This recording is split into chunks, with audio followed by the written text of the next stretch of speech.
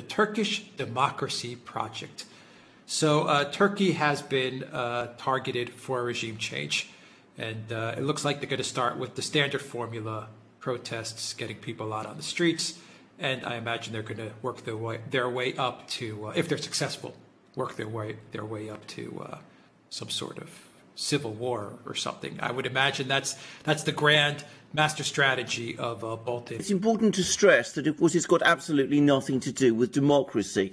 Now, John Bolton seems to be the presiding genius in this particular project, but you're absolutely right in saying that it is entirely a construction of the neocons, and the neocons now seem to have Turkey and Erdogan in their sights. Now, I have to say that's not a surprise to me, not because Erdogan is an enemy of the United States exactly. After all, Turkey is a member of NATO, and one would assume that, you know, it's an ally.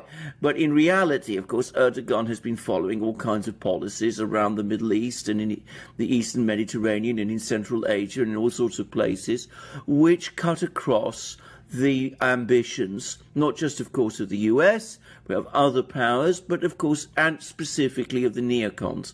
So he's not playing their game in places like Iraq, in places in Syria. He's cozying up too closely to the Russians by buying weapons from them, that he has this on and off relationship with Putin in Russia.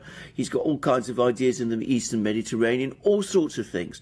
So, of course, from their point of view, he has to be removed, because when the neocons find somebody who isn't 100% reliable, they see you as disposable, and they act to remove you.